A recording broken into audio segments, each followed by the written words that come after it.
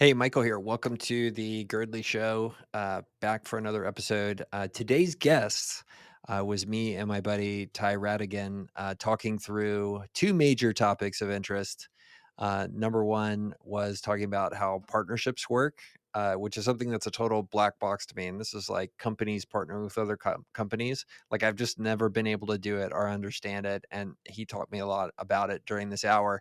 And then the second thing we talked about was making money at paid communities. So he operates a paid community for partnership professionals that work at startups. And it was awesome to talk through how he got it started, how it works. And it turns out they're pretty darn good businesses. So I was inspired to go start one. So we'll see how that goes. But really enjoyed this episode. Spent a lot of good time with Ty, and I hope you enjoy it as much as I enjoyed making it. But first, here's a quick word from our sponsor for today's episode. Hey, Michael here. Sponsor for today's show is actually a product that I'm a part of called DMBridge. And what DMBridge is a service that we built to solve the problem that Twitter's direct messaging functionality is a total mess. So we built DMBridge to help you fix that. A lot of the other solutions do things like requiring you to install a whole nother inbox. We didn't want another inbox. So we created DMBridge. And what it does is it takes all of your Twitter DMs and has them appear inside of your email inbox. So you can reply to them just like it's a regular email. You see them just like it's a regular email. You can search them later like it's one of your regular emails, all just by using DMBridge. So we're currently live with the product. Would love for you to sign up and become a customer and check it out. So you can find that at dmbridge.app and go on there, put in your name, and be either part of the beta or join us as part of the live use of the product. And again, check it out, dmbridge.app. Ty, thanks for being here, man. I'm so excited to chat with you. Thank you. Thanks for having me. Cool. Well, I know you pretty well because we're on a board together, and also I'm a huge fan of your accent. So thank you for being both of those things to me. But a lot of my audience probably doesn't know about you or who you are, what you do. But it'd be great to give a concise version of your life story and kind of what you do today. Awesome. Yeah, I mean, we are known for being loquacious in Britain, so concise isn't my middle name, but I'll do my very best. So yeah, I mean, I grew up in the south of England, a place called Brighton. It's kind of like a hippie kind of party town. I was always very much into tech. My granddad was an electrical engineer, and kind of introduced me to all of that stuff. But there wasn't really much of a tech scene when I was growing up. Brighton, incidentally, now is called Silicon Beach and is like a real tech scene in the UK, but at the time wasn't. And so I spent my life online in online communities, online video game communities, but also just like interest groups, forums, like all of that kind of stuff. I was working in finance, American Express, which was an incredible place to do a rotational program and like really cut your teeth in the whole business world. And then through one of those online communities, I was able to find out about a company called Optimizely, which at the time was a young startup. I'd read about them in Wired magazine because there was this amazing story about them helping President Obama win his re-election, and I was very inspired. And so through this forum, I managed to get in contact with one of the people on the team, and about 2 weeks later, I started there in Amsterdam as one of their first salespeople for the UK market, and pretty quickly ended up identifying that in finance everyone does partnerships a lot, and it's like how the whole thing runs. And in SaaS particularly, like no one knew about that stuff yet, and so it's like, oh, there's probably a thing here. And so built a partnerships team at Optimizely, which ended up being about 45% of our total revenue, and kind of went on that unicorn journey with them. And then was fortunate enough to join Amplitude even earlier over in San Francisco as kind of around 40 employees, and built out the partnerships team there as well. And that included a lot of international business for us. Spent a lot of time in APAC and with resellers as well, and it kind of went all the way through to pretty much the IPO there as well. And then since then, I've been kind of cutting my teeth in venture capital, and then in a couple of different executive roles. And most recently, I joined Deal as the global head of partnerships, and today's day three. So I'm really kind of drinking from the fire hose and learning at the moment. But throughout that whole thing, I also built a partnerships community and network off the back of that, which kind of has like formed in lots of different ways throughout to like a thriving community today called Partnership Leaders, which really helps me in my day to day work as a exec in partnerships. Yeah, dig it. Well, and so in the pre-show, I was talking a bit about how I feel like partnerships when I'm putting them together with individuals or other founders, like I feel like that's a superpower for me.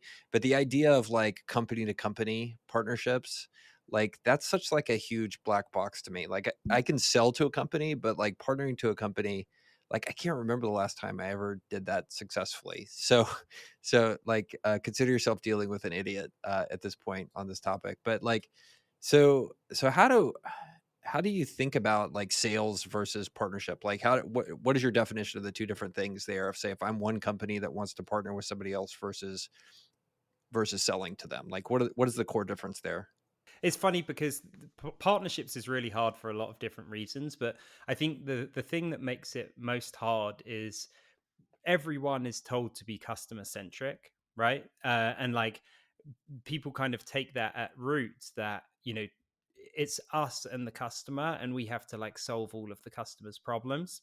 And so that like one-to-one perspective, which a lot of founders in companies have to have the blinkers on and really focus there, but it does mean a lot of the time that people kind of get myopic in their view of like what the experience is for the customer and what the customer really needs. And so like it's quite an abstract concept for most people that actually it's not just you and the customer, it's you like the customer has another 30 software products, and they're trying to string that together along with working with a ton of other teams internally and a ton of consultants and service providers and all of these other things in order to get to their goals.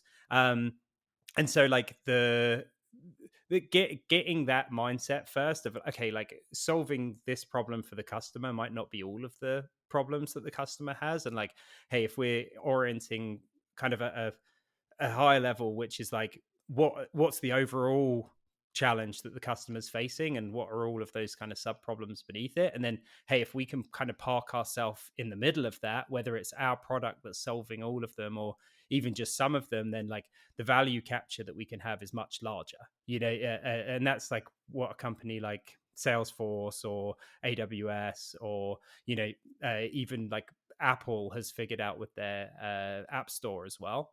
And so it's like a tricky thing because it kind of requires you to go against a lot of what founders and executives are told. And so like that's kind of the starting point of partnerships, and then it's about mapping out, okay, so now we know what the bigger customer problem is, like where are the areas within that where we think we can either add value or capture value or like find a strategic advantage so that we can either receive referrals from companies that are like sooner than us than the decision making process, or be able to capture rev share revenue with companies that are after us in the decision making process, and like really like just make ourselves the center of that ecosystem and the brain of the whole like the whole workflow really. Yeah. So is the idea of selling solutions rather than, I mean, solution based selling, where it's like, okay, a partnership happens where the customer has this context, right? And it's a little bit from our company and we're essential to that. And then there's these other partners that come in and deliver other components of that to provide a full solution. Is that solution based selling? Is that kind of what you're talking about there? So yeah, I think the best salespeople, whether it's solution selling or value selling, like I think they're kind of interchangeable. The best salespeople are able to, you know, uncover pain points, like figure out where priorities are and where the largest value is, and like drive a solution to that problem, and like with that capture a lot of value. And so the best salespeople are really good at working with partners, because the problems are almost always bigger than just like the solution that they have available to sell. And so, yeah, for sure, like once we have a partner in place, or like a whole partner network in place, we always find that the most successful salespeople are also the ones that work best with our partners. They're the ones that are able to go in and do the 7-8 figure deals, and the folks that are doing like the really transactional quick sales. You don't really need a partner in there because you're just focusing on like a quick transaction.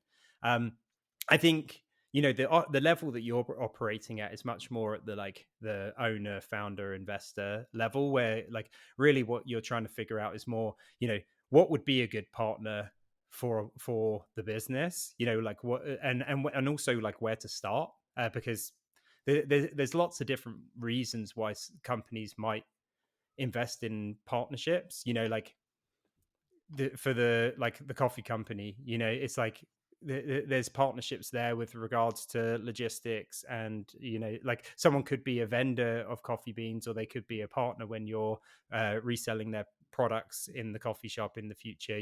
And so there's like a lot of different reasons, but like generally what I've seen is like the primary priorities that companies might have when they're thinking about partnerships is like, number one, hey, like we want to acquire more revenue, like, and ideally we want to open up new channels for revenue, and like that might be new markets, that might be distribution partners, who like large companies that just want to be able to send you requests for things that they don't do, and their sales team are like, hey, great, like people are asking me for this, I can just send it on to you, you're going to solve this customer's problem, and I'm going to look great, and they don't even care about a rev share. Also, it might be expanding your product offering, like your customers are asking for this integration, or they're asking for a piece of functionality, and you don't want to buy a company and you don't want to build it, and so you can just work with another company to do it. Like the really like the black belt jujitsu move is the companies that think about it in a way to own the ecosystem and like really be a category leader. Like I have like a pretty firm belief that you don't become a category leader without owning the partner ecosystem. So if you think about like any best in class company, anyone that's defined a category, you go and look and it's like, oh yeah, they just so happen to have 1,000 partners that are all like developing apps and, building service companies off their business. And, Microsoft generates $10 billion a year for their partner network. And so some of that could potentially be a maturity journey. I think almost everyone starts with, hey, we just want to acquire more revenue and find like new channels to grow the business and accelerate growth. But like the real mature level is that kind of category ownership. Yeah. So when does it mean, and maybe there's no set answer, but when does it make sense for a company to start incorporating partnerships as part of strategy? Is there no real fixed time Yeah, as when it makes sense? it's a great question. I think like it definitely makes sense when you're either getting a bunch of organic interest, and that might be partners coming to you and just saying, hey, like I've got this customer and they're asking me questions about your product, can I send them your way? And that happens really often. Or the customer is saying, hey, like how does your product work with X? Like for us, Amplitude, there's a customer data platform called Segment and another one called mParticle. And very often people would implement their CDP and then they'd say, okay, like I want an analytics solution. And Segment or mParticle would almost always have to send them to Amplitude because we were the best in the market. And so like there was no way that we couldn't partner with them. Their customers were asking for it. They were sending them to us. We eventually, about 40 or 50% of our customers implemented our product through one of these CDPs. And so it was just like an organic, almost like forcing function for us to partner together.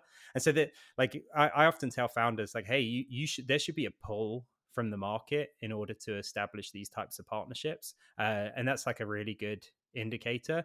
The other really good indicator that I've seen is like quite often there's a big company who effectively like doesn't want to do something in the space and they're just going to drag you along their partnership program. So like at Amplitude, again, we had it with AWS where AWS came to us. We were a tiny company that had no reason to be partnering with AWS, and really they dragged us kicking and screaming through their partner program because they saw that this was an opportunity for them to round out some functionality that they didn't have in their product. And so whether it's like an organic pull from the market, or there's like a pull from a strategic who's like really promising to drive a bunch of business for you if you kind of tick the boxes, and it's not going to be a massive drag on resources, those are like often the times that I would say, hey, like there's a sniff here that there's a partnership program that needs to be built, or at least like a person that needs to be hired. Eventually there's a scale of growth for all companies. I don't know like what that level is, where you're just not like you're not going to be able to hit the growth numbers you need unless you have an indirect channel. Like there's only so many ads you can place, and there's only so many markets that you can open offices in scalably before you need to say, hey, like we're probably not going to open an office in Japan, but there is a big market for us, and we're going to put a reseller out there, or in India or China or Russia, or a bunch of markets potentially. And so like that would be the kind of third indicator, but that's a much more mature one, I would say. Yeah. So, I mean, it seems like a space for companies where partnerships is very difficult to measure success in some situations. I mean, like with sales, it's pretty straightforward. Like, did you hit your quota or not? So, like, what are the typical ways that people are generating like measurables for partnerships? Like, if I manage a partnership, if I'm a CEO and I have a partnership group, like, how do I measure whether it's being successful or not? Yeah, and unfortunately, like working in this industry, there's also like a lot of kind of snake oily stuff around business development and partnerships, and so a lot of people kind of avoid the metrics, like the smoke bomb on the ground, and disappearing. I have a really strong belief that the partnerships team should still be measured, at the top level on revenue that's generated for the business, like net new revenue generated through partner channels. So that's like sourced revenue from partners that's additive. I think that that's really important because it shows the value of the program. It also allows for budget allocation, and also like justifies growth, protects the team, like all of the stuff.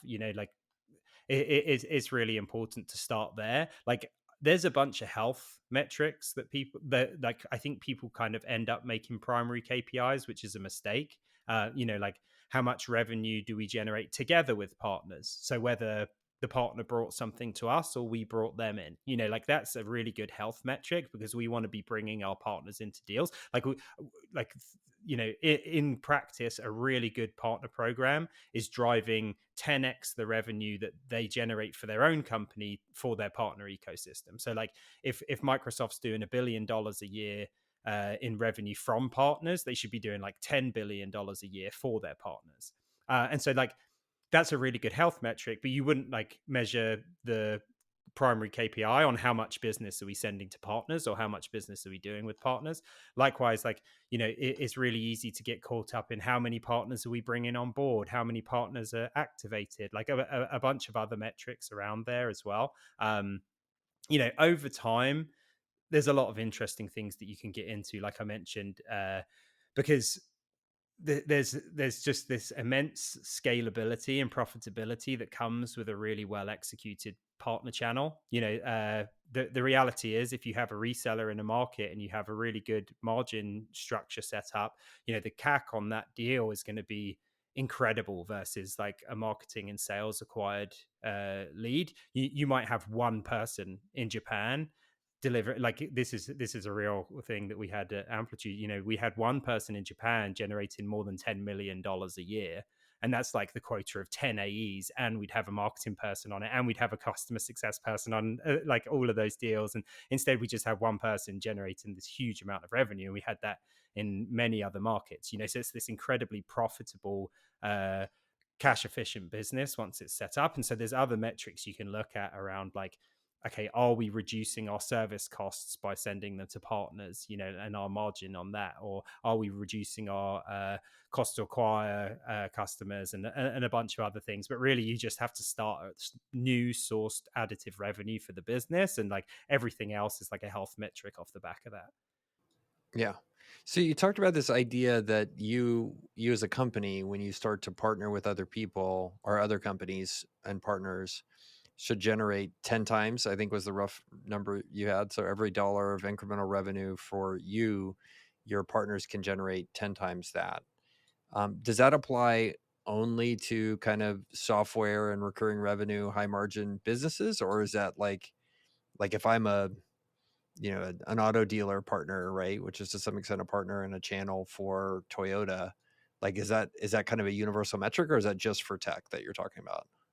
Yeah, that's a great clarification. So, yeah, in this case, I would say I know kind of the SaaS world, even like hardware and else, isn't really my expertise. I know that there's a multiple there as well, but I don't know if it's 10x. But that's like a good rule of thumb for the SaaS world. Yeah. Well, I mean, if you're let's say you're a hardware VAR, a value added reseller, typically you're just barely breaking even on reselling, Cisco hardware or whatever, and you're making all your margin on selling services alongside that stuff. So I don't know how the revenue breaks down, but I've looked at some VAR and reseller kind of P&Ls lately, and they're not that good. It's Yeah, not. yeah. Service margins are tight.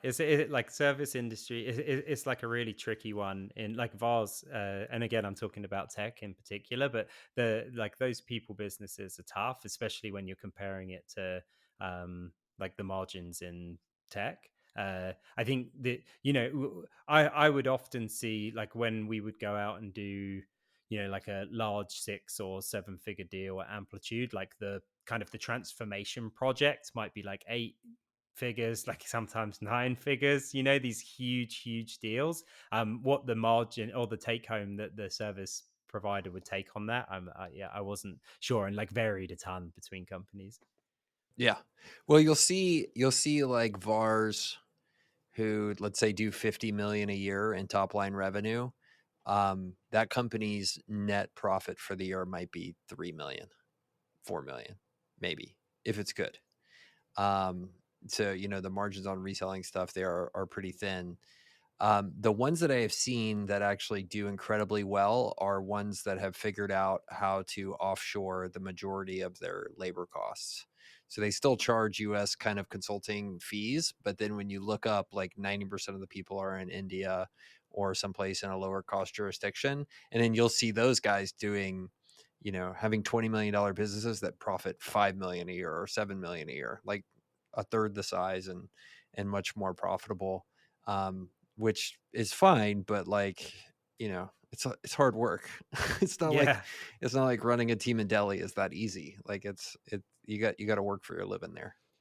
100%. I think a mistake that a lot of VARs make is they end up taking on a lot of different tech, and spreading themselves really thin, and not really being that like uh, kind of that solution consultant to their customers, and really just being like a kind of transactional like pay through partner. And so the trouble with that is like you capture a lot less value. Like we worked with a lot of kind of boutique resellers at Amplitude. Like quite often these companies would start out maybe being like 1 or 2 people, and then grow into much larger companies over time. And often their take rates on a deal might be like 15-20%.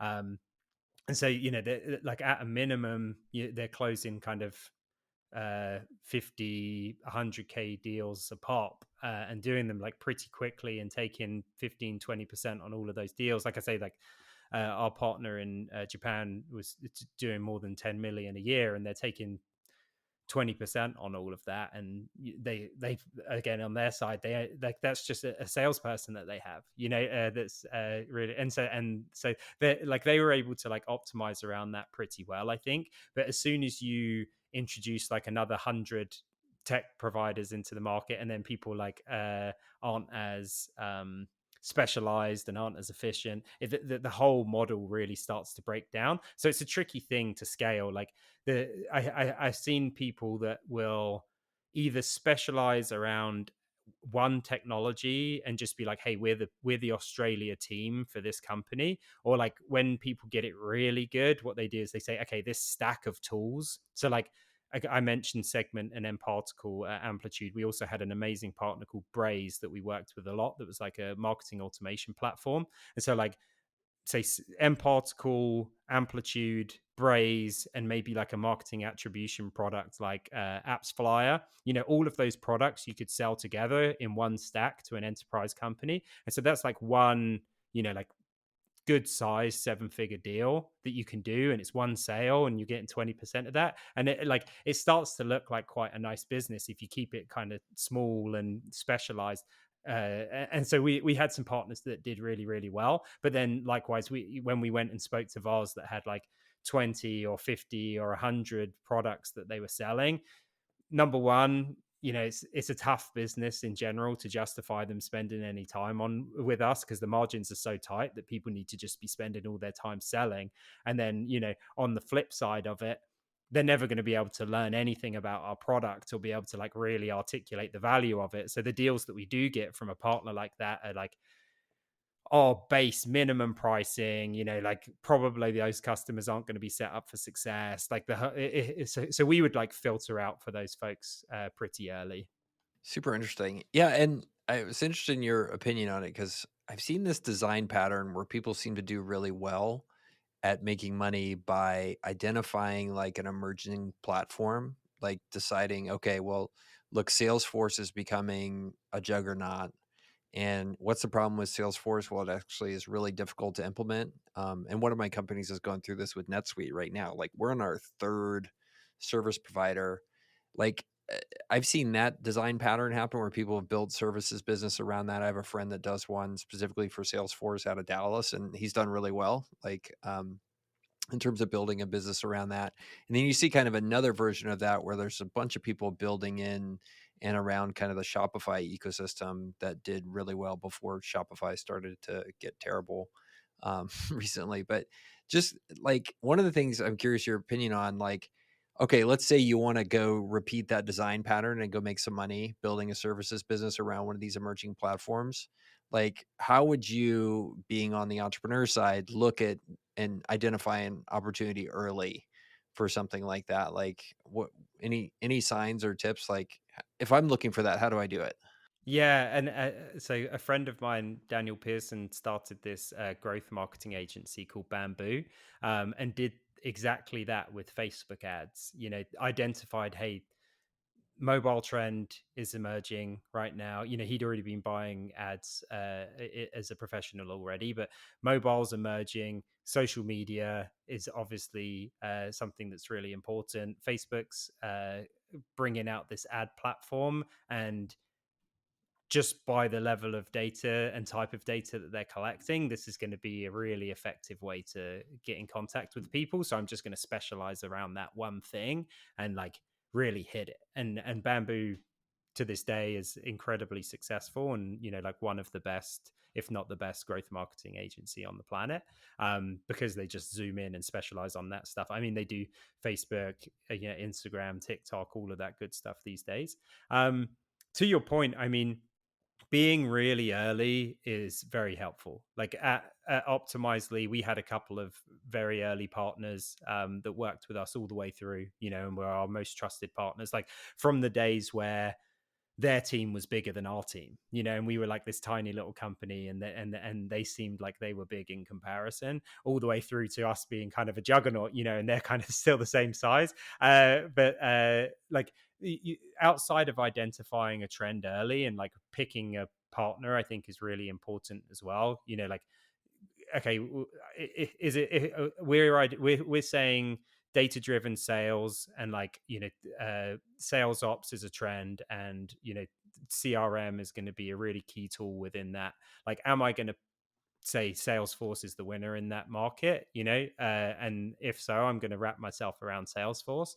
And so like picking that, and that's what people did with us at Amplitude as well. So people said, hey, event-based analytics versus like page view analytics seems like the way that everything's going, because everything seems to be turning into digital products, and we think that you're the best product in the market, and so we want to work with you specifically. And then like once you've kind of identified a trend and you've identified who you think the winner is in that space, and hey, like you're probably better at guessing who that is than me, you're a better investor than I am, like, then the next step in that journey is like really integrating yourself into that team. Like the best partners that we had at Optimizely basically had a desk in our office. Like they would come and sit in the office and do office hours, and like just, hey, here's some feedback on the product. Here's like someone I know at this company. Like here's this, here's that, and like everyone on the sales team, customer success team felt super comfortable with them. They were there at lunch. They were there at all of our events and conferences. It's just like they basically had a pass into the office. And so as we became a 100-person company, 500-person company, like everyone knew this team, and it was really easy for us to say, oh, you should speak to these folks. Like if you need help with this, if you need help with that, because you trust them. Like it's basically like, for these service providers, like the most important thing is like building trust and then being the easiest person to work with. So like, just the reality is, like, we were talking about salespeople are very busy, and they're very busy with stuff that's not that. And so like, if they can get that off of their plate as quickly as possible, they will, but they don't want to do it if it's going to jeopardize their deal. Right. So if they can say, oh great, like you're asking me a question, I don't have the answer to that question, but I can bring in someone who I really trust, who's going to answer all of your questions and help me win my deal quickly. Amazing. And so that's like a very simplified version of that. But I've seen people run that playbook and build like really great digital agencies or, services business around that. Yeah. Super interesting. So just to recap, in terms of making yourself a great partner for them or a go-to trusted person. So you get there early as a partner. That seems to help, right? Because they place value on that. There's delivering and kind of keeping your word and doing what you said or you say you'll do. What other sort of things, you know, should a good partnering strategy like that be on the partneree side? If that question makes Yeah. sense. Yeah. I mean, I think like we kind of talked about meeting the team, but the gatekeepers, like, quite often people will spend a lot of time with the business development or the partnerships team, and the reality is that the partnerships team aren't the gatekeepers to the customers, right? They're the gatekeepers to the team that own the customers, which is the customer success team.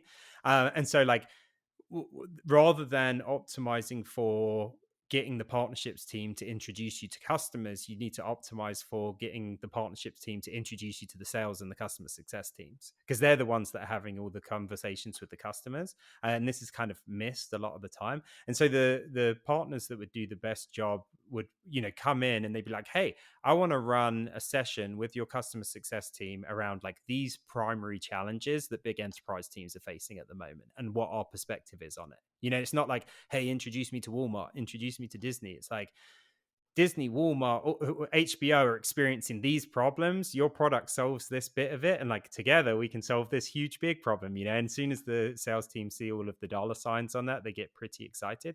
And then like the reality is, you have to build um, a reputation of wins. And we would talk about this on the partnerships team all the time. Like we called them manufactured wins at Amplitude, and what that meant was like, what are wins that we can force, like, what that will seem like organic successes but that we can actually invent. So like, an example would be that, we had a new partner that we were working with, and we knew that if we could like get a big win with them early, like on a kind of an enterprise account, like it was going to like it would kind of cement their status as a good partner, and it would kind of get that ball rolling. And so like, we would manufacture that win by, going and finding a customer that we knew had a like a gap at the moment, and then going for and making sure that they like were also a customer of this other company, and then kind of bringing that thing together and like building the whole statement of work and the value prop and the whole thing, and like architecting this like organic like amazing thing that would happen, and then everyone would be like, oh wow, that worked so well together, this is an amazing partner, like thank you so much. And then it's like, oh yeah, okay, so we've got a win. And then like once you get like a couple of these manufactured wins, then you just start getting win, like you have a snowball effect, and people just like it's like a positive feedback loop where more and more of them happen. Likewise, you have to really like you have to find the AEs that are partner friendly, and like have them celebrate the wins publicly. And like by celebrating them and celebrating the fact that they're celebrating the wins, you kind of create this like positive viral feedback loop within the company as well. And it kind of feeds itself. And so as much as the partner can kind of like help with that, rather than the partnerships team having to kind of pull all of those people together, like the more likely that they're going to be successful internally at those companies. Yeah, totally dig it. So, how, if I'm a partner for one of these companies, how do I keep them from screwing me? Like, what sort of things should I make sure I don't leave myself vulnerable to? Because I mean, I think the classic example is like the way Amazon treats all of its like seller partners, right? Just constantly chipping away at their margins all the time till they're just barely, getting by. So like if I'm a vendor partnering with somebody, like how do I keep myself from getting screwed over? Yeah, and that stuff sucks, to be honest. It's also like the partnership team's worst nightmare when those things happen. But I've gone through it, where um, we've decided to offer professional services that are competitive to some of our partners, or we've decided to build products that are competitive with our partners. Amplitude now has a CDP, so they have a competitive product to Segment and Particle, who are at one point were our best partners. They built an A/B testing product which makes them competitive with Optimizely and Split and like these other great products as well.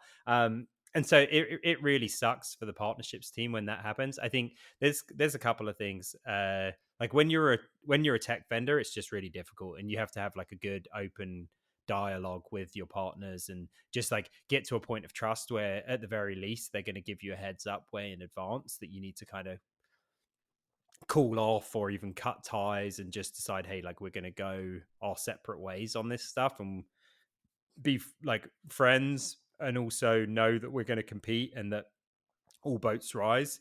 I think for service partners, it's a little bit different, right? Because you do have the ability to be a little bit more agile, and you're on the cutting edge. Like what I've found with working in software companies is, again, because they're so myopically focused on their relationship with the customer rather than like the broader customer problems and workflows.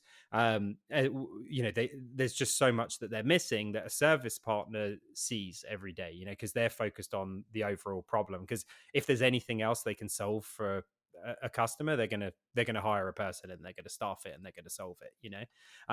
And so like with service partners, it's just so incredibly important to be ahead of the curve, and to be like building new services and filling out other areas of the problem that the platform isn't building. Like we talked about Bamboo with Facebook. Like since the inception of that Facebook ads product, like it has evolved significantly. Same with the Google ads product, where like day one you had to have an agency working with that product, or like an absolute expert. It was like algo trading in the early days with Google Ads.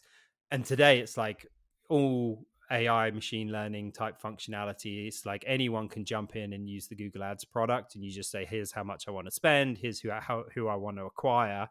And so like the agencies now are building a lot of the creative, so they're like doing the graphic design, they're doing the strategy. It's like, okay, how does this play on other platforms that don't have this type of functionality already? And they're evolving there. And like the really smart ones, and seeing like what's coming out of OpenAI, and like with GPT-3 and DALI and like these other products, and saying, hey, like there's AI content generation and there's AI graphic design that's coming out of these like providers that's probably going to be factored into these platforms in the future. Like, what's the next thing that we need to be doing? Because like if people are doing that on Twitter, then at some point Google's going to have it in their products, or Facebook's going to have it in their products. And so like just staying like really, really being a visionary in the sense that, hey, you were a visionary to identify this trend initially and like partner with this company early, and like that never changes. You have to be a visionary and like be early on stuff constantly all the time in order to survive as a,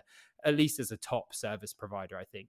Or you attach yourself to a company that's like, giant and not shipping fast and not innovating Right. the product, but yeah, it doesn't sound as exciting. Well, I think the people doing, implementations for SAP and stuff like that, they're still printing money, Yeah. and they will be for the foreseeable future. Just like the guys who are able to come in and do services around mainframes and stuff. Like I think Yeah. one of the kind of legends around San Antonio here is USA still runs a ton of their business on mainframes. Like Yeah. perfectly good COBOL code from like 40 years ago still runs a ton of their business. I don't know if it's true. It's what I've been told. I've also been told they had 400 COBOL programmers retiring in the next decade, so they have like a big problem. Um, Yeah, they're like in very high demand. Fun fact, like when I worked at American Express back in the day, like we used all mainframe systems, and I remember like thinking it was just mind blowing that we basically had like customer support reps that were coding. They were writing code, and it wouldn't have been a far reach for them to pick up a lot of that other code. And it was like it was amazing how well people were doing with it. But I remember on my first day there was a woman that I was sat next to, and she was kind of showing me the ropes with how to use the systems, and she got out this booklet. Firstly, it was like this huge paper booklet, and she showed me the date on it, and it was printed before I was born. And she was like, "Here's the guide to the mainframe system we use." And even after I was there for 5 years, and even after I left, there was ways to like get into the back end system. And most people preferred the mainframe system over the UI because like it was way faster, and they knew how to. It's like if you gave a developer, like Webflow or something, and was like, oh yeah, like drag and drop this thing, and they're like, oh yeah, but I just want to do this, and that was like what we saw a bunch as well. So I wouldn't be surprised if there's a ton of people still using those at Amex. It's I believe it. I believe it. Cool. Well, I switching gears a little bit. I want to dig into your business that is taking all this partnerships knowledge that you have and turning it into the partnership leaders community. Because I've talked to different folks about kind of this community running a curated community business, and it's super fascinating to me. And I know when you were down here in San Antonio, I like interrogated you about it, but I have more questions. But maybe first, like, could you tell me what partnership leaders is as a thing? Yeah, for sure. So I mean, at its base, working in partnerships is really hard, like for all of the reasons that we've talked about already today. It's one of the only functions in go to market where you're having to justify your existence all the time. It's like marketing, sales, customer success, everyone knows you need those, and everyone's like, do we need the partnerships team? Like what do they really do? And so it's like it's a stress, and after building the Optimizely team, I thought that it was going to be way easier joining Amplitude. Like, okay, I've gone through this thing. We built it like an industry defining program, and then I joined Amplitude, and I was like, oh, it's just as hard again, and I'm having to redo all of the exact same things in a slightly different way, and there was no playbook. And so like a friend of mine that I'd worked together at Optimizely was going through the same things. He joined this company called Full Story, so we were kind of sharing ideas back and forth. And then there was a handful of other people that were also kind of sharing ideas, and we got to a point where we were like, "Hey, this is all really, really hard. Like, why don't we all get together and kind of in a Slack group?" Is what we decided, and like get these conversations going so we could share. And that grew to like 100 people, and then like kind of we felt like, hey, if we can get all of these people together and we have all of this knowledge, maybe we have an opportunity to make it less hard for people. And so kind of talked to everyone and said, like, would you be willing to pay a membership fee for us to be able to take those funds and like do thought leadership and like bring in more people into the community and like kind of educate other roles in go to market and executive leadership about why partnering is important and like what the best ways to go about it are. People were like pretty happy with it. Like some people left the community and didn't end up paying, and we kind of went from uh, at one point 700 free members all the way down to 100 paid members. Today we're over 900 paid members, almost 1,000 paid people all across SaaS and tech partnerships and go to market. Mainly still within a Slack channel, but we have a big conference coming up in Miami in August. We also do like a bunch of in-person meetups. We do a lot of virtual events as well, all based around like, let's make running a partnerships organization a little bit less hard. Yeah, dig it. So how much does it cost? So it's the membership's $600 a year, so like $50 a month. 50 bucks a month. So, okay. So almost 1,000 members. So it does really well. And then, so then you have the conference and then people pay to go to the conference as well? That's Or right. is Yeah, that free with the membership? that's paid as well. Yeah, Oh, they pay an additional fee for that. Okay. And then yeah. do you give them a Lambo and a trip to Miami Beach with that, or do they have to pay extra for that as well? Yeah, so it's we just tied it in with the Bitcoin. No, yeah, no Lambos involved. Yeah, the ticket includes like a full day of training one day, and then like the keynotes and networking and everything else the second day. The thing that's amazing about these types of events is, if you can go and meet one person, and that single partnership can be like a 7-8 figure outcome for you that year, and so like if you meet one person in the community or one person at one of these events, it's like potentially like a game changing opportunity for the program. And that's not even the thing that we really sell. We're not like, hey, come here to network and like partner with people. We're like, come here to learn and figure out how you can grow your program and like accelerate your business. But like, if you even just with those, it's amazing. If you meet like one or two people that become partners, like it pays for your membership for the rest of your life, basically. By the way, that is the pitch every business development person gives their CEO or manager when it's like, "Wait, why do you need to go to Vegas for this for a week? Like, what's going on?" Like, that is the pitch I've heard over and over again from every. Oh, you never know, serendipity happens at the blackjack table.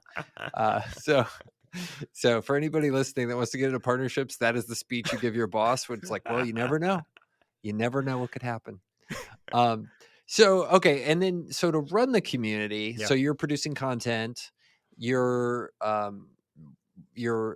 what else are you guys doing? You're doing the events. What other things come into kind of the paid community like experience to produce the what it is for people? Yeah, so there's a ton that we do. So we have like community management and engagement. And so that's like a real focus area for us. And we have like a dedicated person for that, which is focused around like helping people ask questions. Sometimes people are a little bit nervous asking questions when there's, almost 1,000 people on the other end of that question. So encouraging people to ask questions in the community, also making sure that they're getting answers from people that are really experienced around those questions. We do like one-to-one matchmaking based on people that have a certain area of expertise and like a certain opportunity of learning as well. And so we're really intentional about trying to help people solve problems. um we there's some things that we do that I think a lot of people don't do. So we have something called like the ecosystem catalog, which is a like a rated and ranked directory of all of the technology that exists in the partner tech space. And we like very carefully went through it all and like figured out what was real and what wasn't, and like put the best ones on there and have reviews and everything else. Like, not to talk badly about them, but if you look at like the Forrester Wave partner tech, where it's like there's thousands of companies on there and there's like 40 in the ecosystem catalog, so it's like we really really handpicked like what was good and what was real and what wasn't. And so that's something that members get access to. We run a investment syndicate. This is something that we're really passionate about, but like, we really believe that there's a huge wave around partnerships. Like when I first joined GGV, and I was working with them, it was amazing to me that like so many founders had a partnerships hire as like maybe their fifth or sixth go to market hire, when at Optimizely, like no one had ever even heard of partnerships. It's like Adobe launched their partner program the same year that I joined Optimizely and started ours.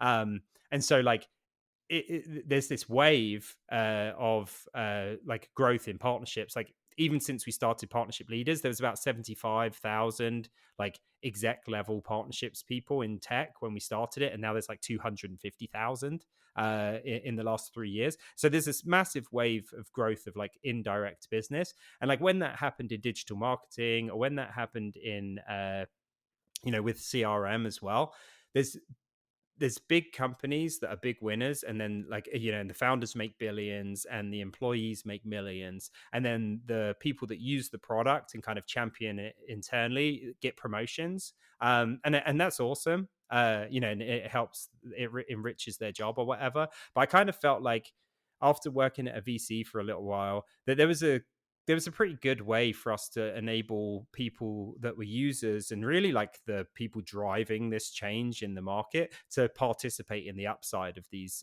technology companies as they start to do really well. And so we built an investment syndicate called PLI, Partnership Leaders Investments, and we basically go out and secure allocation in companies like partner tech companies that we think are going to do really well, and because we have a like such an awesome community that can add a lot of value to these companies, like we're able to secure allocation sometimes later on than normally like an angel check would do, or like on preferential terms as well. So we're able to get like really good deals for the members in the community, and we basically like source allocation in these amazing companies. We bring it back to the community and we say, hey, like who's interested in angel investing in this deal? Like often we'll get kind of 20 to 30 people participating in each deal. Maybe we write like a 250 300k check in each company. And we basically give people the opportunity to not only use the product, but like kind of be on the advisory board, give feedback on the product, and also participate in the upside should it do really well when this trend like really kind of comes to fruition. Yeah, dig it. So what do you think about partnerships as a space that made this model viable, right? I've seen some people able to build paid communities well, but it seems like with partnerships, like it's hard, it's niche, it's valuable to companies, it's being done by companies. What else, as you reflect on why this paid community is working both as a community and a business, has made this possible? Like, and because I'm just trying to look at patterns, it's like, oh, well, if it worked with partnerships, like, where else can it work Yeah. in terms of things? Well, I mean, to be honest, I don't think it's something that's specific to partnerships. Like Lenny Rachitsky's doing a fantastic job with his product community, both with the newsletter that he runs and now the Slack community as well. And he has like a very active job board and a bunch of other ways that he's kind of adding value to the community, and also kind of turning it, like capturing value from it as well. There's a company called Pavilion, which is specifically focused on like revenue leaders, so like VPs of sales and chief revenue officers, and they just raised a huge round. They're doing really well. Reforge is like a product management training company, just raised a couple of rounds from Andreessen Horowitz, is doing really well. There's another company called Pre-Sales Collective that's focused on SDRs as well. I think in everyone's kind of figured out that in tech companies, there's a lot of enablement resources for sales, and then basically everyone else is like, you're given like a week onboarding or whatever, and then you're kind of told to go and figure it out for yourself. And so I think that there's a massive amount of capture opportunity there, where like basically you can be the learning and development function for these people and for these teams. And like the amazing thing is, in tech, like a lot of these companies have learning and development budgets for these people for that exact reason. And so like if I'm a partnerships person or an SDR or whatever else, and I have a $2,000 or $1,000 annual learning and development budget, like, am I going to go and spend $500 of it to basically get like year round download. I mean, like Reforge costs significantly more, Pavilion costs significantly more, and they're doing really well. There's another one that I was fortunate enough to be involved with called Chief. That was like specifically designed for female executives. And last time I checked, I think the membership was $8,000 a year or $10,000 a year, and they're doing really well still as well. And so I think anywhere where you're basically not selling to like enablement to sales, and even if you are selling enablement to sales teams, it's an amazing business. But I think particularly like with these kind of less thought about functions, there's a lot of opportunity to help them out. Yeah. Well, it's super interesting. Yeah, I was just thinking through not just the taxonomy of inside of startups. There's, I've heard of paid Facebook communities for Amazon e-commerce sellers, and there's one of those that I know is $2,000 to be a year to be part of a Facebook group.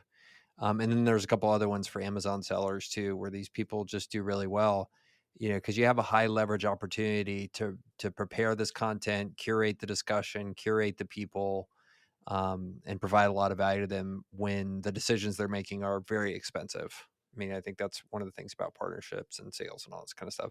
It's also super interesting to me that there's not this for engineering so much. Like none of the things you just listed were for software developers. And I'm in a CEO peer group here. It's been transformative for me. I'm going on year 8 or 9. And my buddy who's very technical was like, why don't we have this for CTOs? Like, where is this for VPs of engineering? And it's really interesting. I haven't figured out why it doesn't exist, but it just seems like an obvious parallel. I think that there's a version of it, a company called Plato HQ. I think they're just called Plato now. And I think the really tricky thing about these communities is like when they were started and who they were started for, and like you basically end up with like a lock-in on technology and the way that people interact around that. And it can either be like something that scales really well or something that just like inhibits your growth, like with for instance, with your CEO group, I think like getting people together in person is like the best possible way to do this thing because you're probably not going to like be hanging out in a Slack channel all the time. For us, we were really lucky. We just decided to use Slack, and then we found out later on, oh wow, like people work all day on Slack, and so they're just really easy to switch over and ask a question in our Slack community when it's like right there as a tab.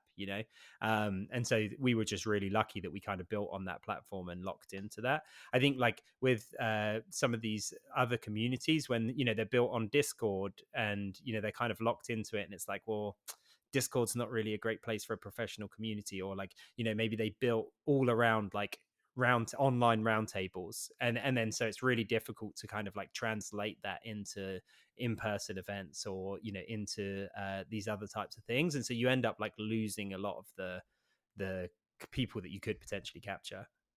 Yeah. Yeah. I think that's a great point. You got to have the right tech stack forum for it to work. Um, Yeah, I don't know. Yeah. Maybe just give all the software engineers like a VI plugin, and they can put it in their text editor. Yeah, That's yeah, I love that's a nerdy joke. We'll let them give them an Emacs plugin and let them get really mad about it. Uh, but, yeah, it's just a very super interesting space. Like I think, hmm yeah. Um, I mean, and I know there's demand for this stuff just because, like, I get a lot of questions. People send me a lot of questions in Twitter DMs, and I'm like, "This is ridiculous. I can't answer all these questions." Um, but yeah, so it's super fun. So where do you think your particular paid community is going to go? What do you see happening over the next few years? I mean, you have a day job. We didn't even really hmm talk. You just joined Deal, and one of my ventures is a partner with you. Congratulations and Thank you. condolences. Thanks for the tips on how not to get screwed by you. Like, but where do you see the kind of this paid community stuff evolving? Like, it seems like we're just so super early on it. Yeah. Yeah. I mean, for us, I think in partnerships, we really have an opportunity to capture that whole set, like outsourced sales enablement team function. It's like if you're like, I'm running a 20-person team right now. It's probably going to be a lot bigger in the future. Like there's a lot of work that I need to do to like upskill and stretch as that team grows. I have an executive coach, which is amazing. That person doesn't have experience in partnerships, and so like there's this whole component for the executive, that's really important. There's this whole component for onboarding new people into partnerships. Like there's a massive scarcity in like experienced talent in partnerships because it's a newer function. So everyone's hiring and very few people have any experience in partnerships. And so like there's this whole opportunity to like onboard and ramp new people in partnerships, which again, like there's not really any people or resources to do. The VP of partnerships is already just like totally stretched trying to figure out what they should be doing. And then there's this whole component of, okay, you've got people in role, how are you keeping them up to date and enabling them over time? On the sales team, you have like a big sales enablement organization. Doesn't exist for partnerships, and it would be really hard to build because there's not really a playbook and like a defined process for what good partnering looks like yet.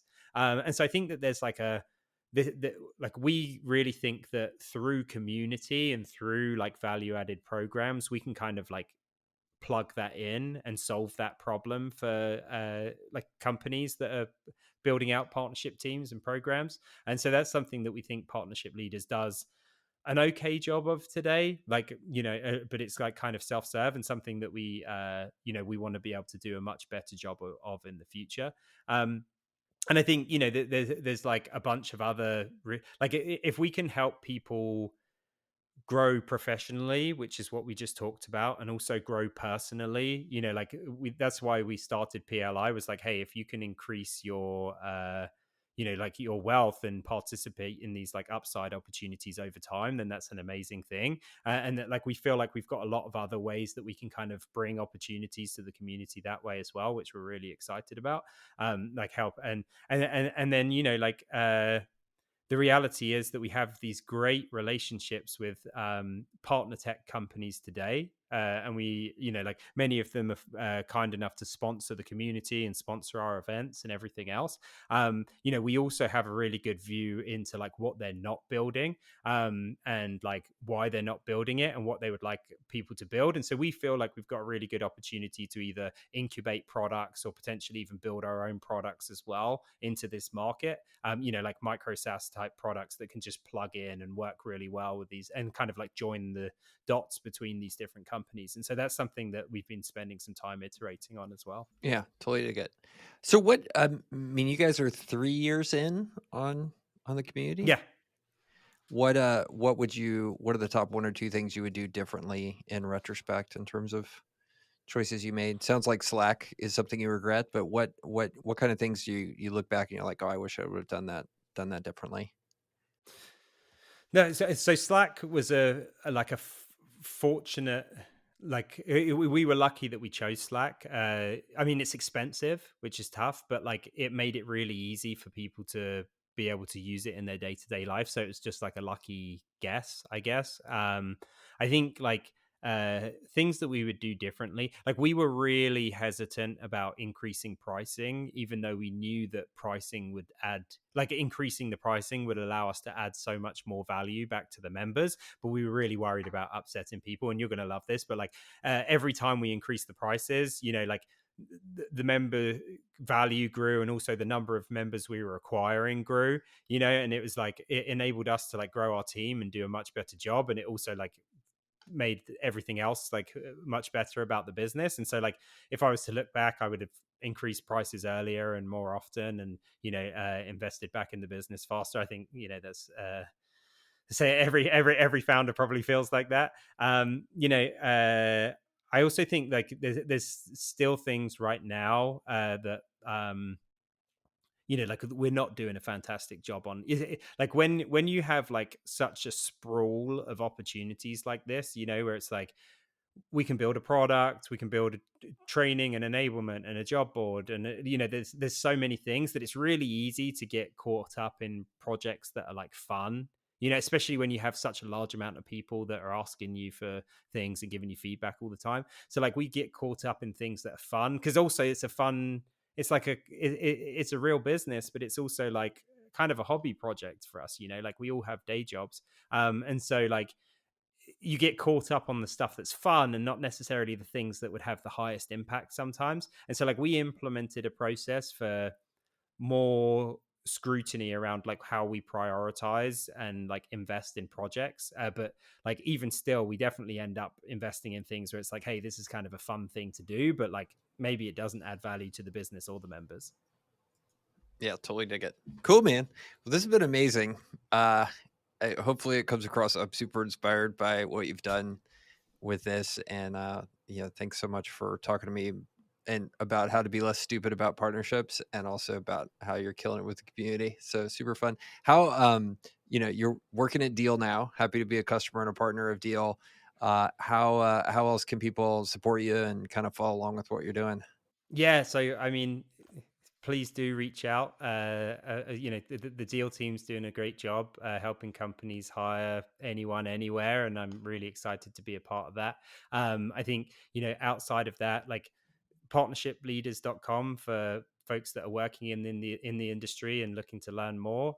We'd be happy to chat to folks. And then I'm on Twitter, X Optimizer with an S rather than a Z. Staying true to my roots. That's where I like spend a lot of time. And I like I the all of this stuff is like passion project stuff for me. I love it, and so I'm always happy to like chat with people and riff on things and go back and forth. And so like if anyone's interested in these kind of things, I like ping me on whatever channel is convenient, and I'm always happy to help out. Yeah, super good. Well, thanks for being here, man. Really fun. Yeah, thanks for having me. So I could talk about this stuff all day. Oh, clearly. Cool. All right.